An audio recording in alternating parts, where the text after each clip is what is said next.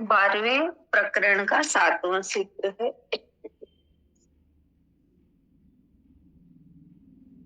हाँ, जिसमें हमें बता रहे हैं अचिंतन अचिंत्य अचिंत्य यानी ब्रह्म।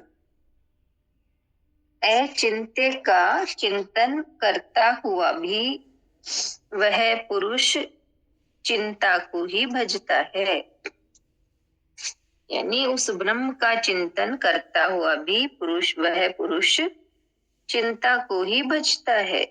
इसलिए उस भाव को त्याग कर मैं भावना मुक्त हुआ स्थित हूँ।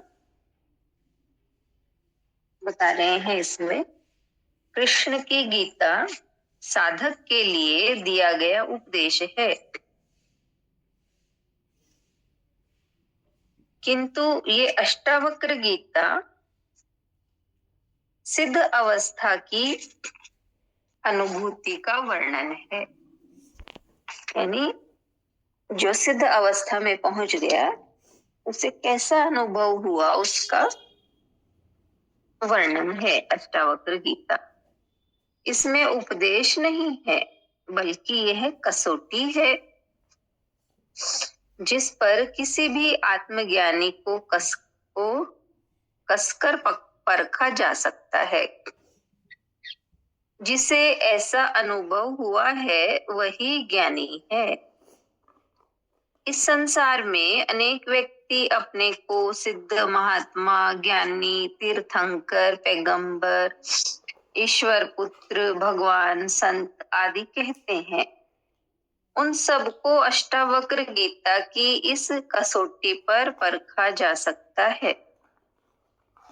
यदि उनकी इसके अनुरूप अनुभूति हुई है तभी इन्हें आत्मज्ञानी एवं मुक्त कहा जा सकता है, अन्यथा नहीं। उनको आत्मज्ञान की भ्रांति हुई है अथवा वे पाखंड करते हैं। आत्मज्ञानी की ऐसी परम कसौटी अन्यत्र नहीं है।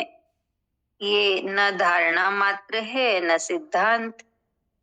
देश, काल, धर्म, संप्रदाय, जाति, वर्ग आदि के पार अध्यात्म पर दिया शुद्धतम वैज्ञानिक वक्तव्य है। यानी देश, काल, धर्म, संप्रदाय, जाति, वर्ग आदि के पार, यानी ना तो कोई देश की सीमा इसे बांध सकती, ना कोई काल, ना कोई धर्म, न संप्रदाय, न कोई जाति, न वर्ग, इन सब से पार आध्यात्म पर दिया शुद्धतम वैज्ञानिक वक्तव्य है, जो संपूर्ण आध्यात्मिक जगत की धरोहर है। धर्म के नाम पर प्रचलित अनेक पाखंडियों एवं ढोंगियों के झूठे मुकुटों का पर्दाफाश इससे किया जा सकता है। राजा जनक इस सूत्र में और भी महत्वपूर्ण बात कहते हैं कि अनेक व्यक्ति कर्म कांड, उपासना, भक्ति आदि कर्मों को छोड़कर केवल उस अचिंत्य ब्रह्म का चिंतन मात्र करते हैं।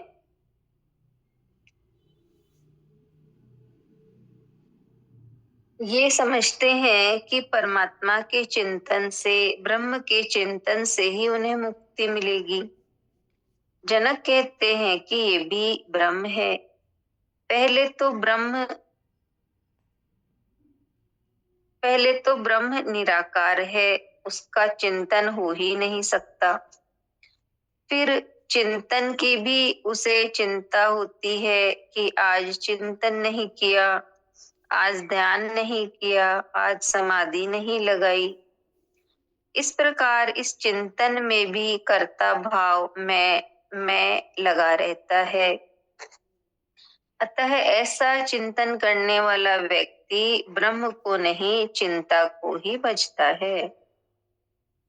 मैं आत्मज्ञान को उपलब्ध होकर इस ब्रह्म के चिंतन की भावना को भी त्याग कर भावना मुक्त होकर अपने में स्थित हूँ। इस ब्रह्म के चिंतन के बंधन से भी मुक्त हो गया हूँ। इतना ही है।